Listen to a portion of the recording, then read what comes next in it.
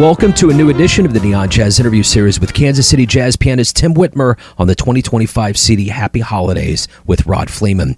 Tim and his band have been performing holiday music for decades, and they were featured at a Kansas Public Radio holiday broadcast in December of 2024. Now they have recorded one of Kansas City's favorite holiday shows for release on CD and all streaming platforms. Guitarist extraordinaire Rod Fleeman joins the group for this outing and brings his extensive Christmas music expertise to the festivities.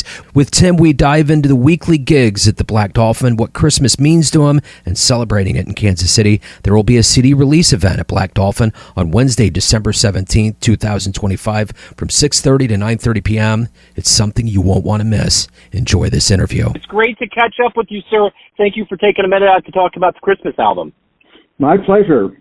So after all of this time in Kansas City, I'm curious, why now? You got a Christmas album. What was kind of the vision, the artistic forces that went into this production?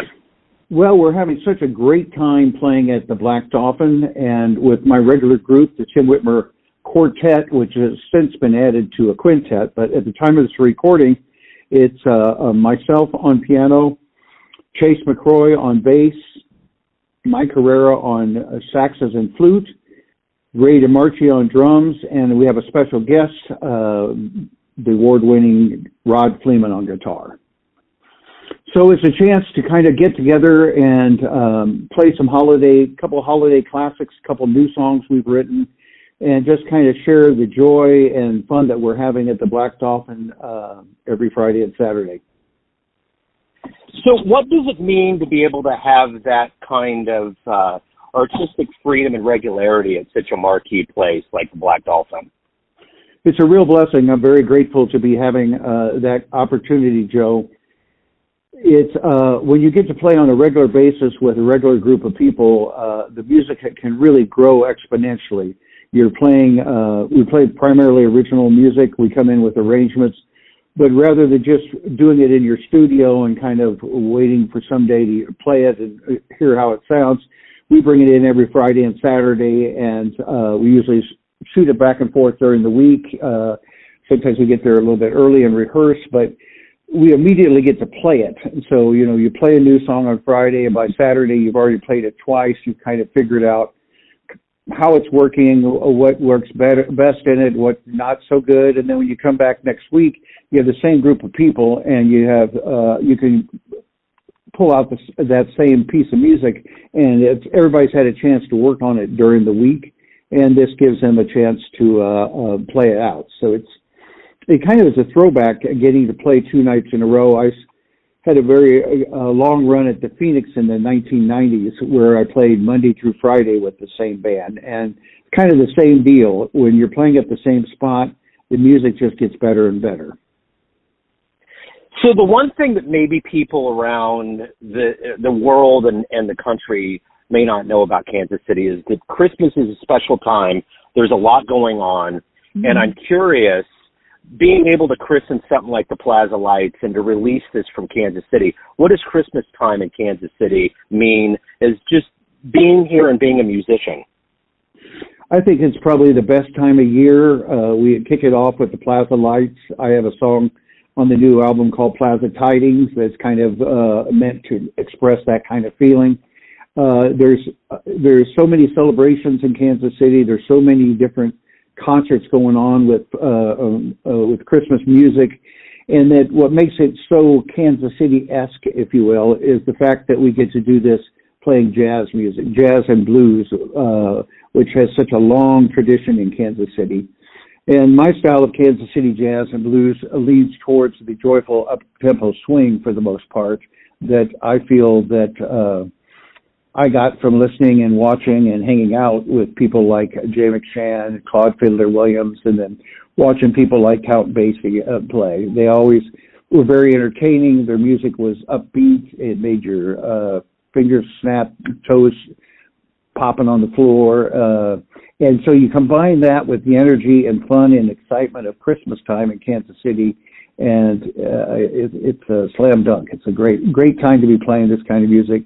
People are primarily in a very good mood, and we have an excellent showcase at the Black Dolphin. So what was some of your favorite Christmas music, whether it was jazz-oriented or otherwise, when you were growing up that left an impression on you?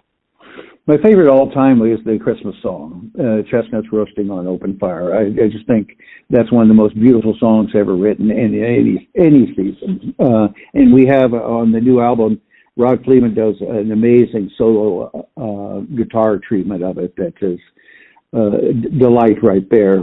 For me, I like them all. I like The Joy to the World. I like Go Tell It on the Mountain. I like the songs with a lot of energy, but with the exception of the Christmas song, it's just a nice, sweet song. So when you were a kid, what was your favorite Christmas? What was your favorite gift? Why is Christmas so special to you? Well, I think when you're a kid, Christmas is special anyhow. I mean, it's kind of the kickoff. We had, I come from a big family. I have 2 brothers and 2 sisters. My mother's side of the family is Sicilian. So I had a million cousins. And Christmas was a great time. And our Christmas holidays always ended up around the piano. That's kind of how I kind of walked into this thing, so to speak. My mother was a very accomplished pianist, and she studied at the Kansas City Conservatory, which is now the UMKC Conservatory, which I eventually studied at. And, the music, we would all sing the Christmas songs. We'd sing old Italian songs like Old Sole Mia, Come Back to Sorrento. And it was just in that tradition that I liked it all. It ended up morphing into a song fest. And I have tremendous memories of that time. And by the time I was in 5th or 6th grade, I was at St. Peter's Grade School in Brookside.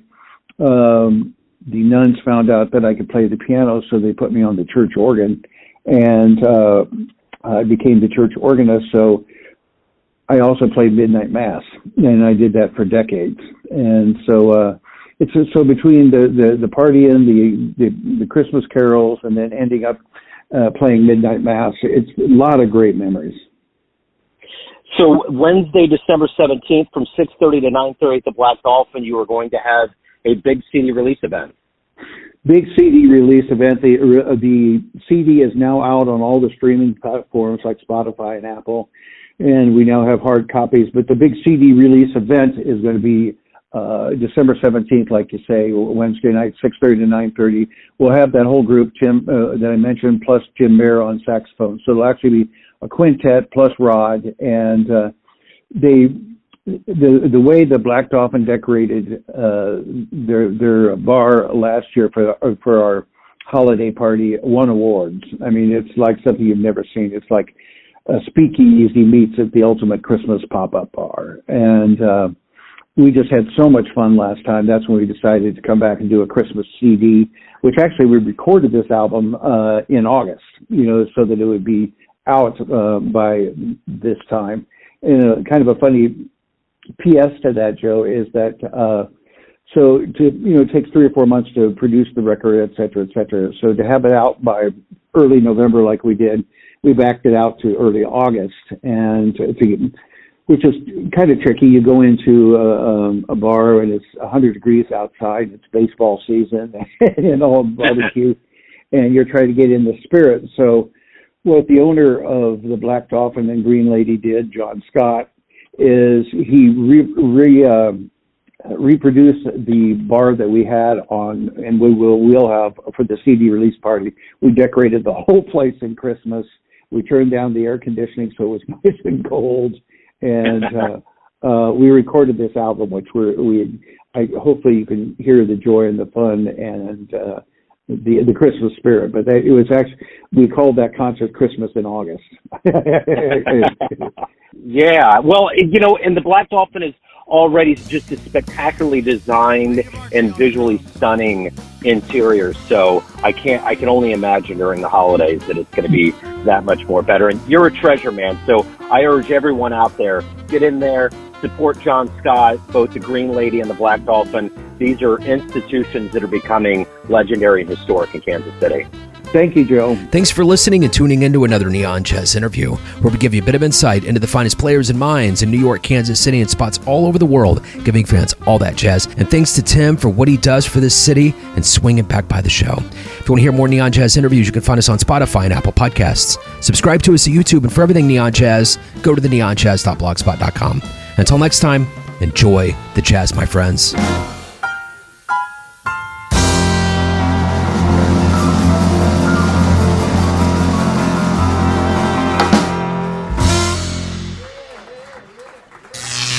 Neon Jazz.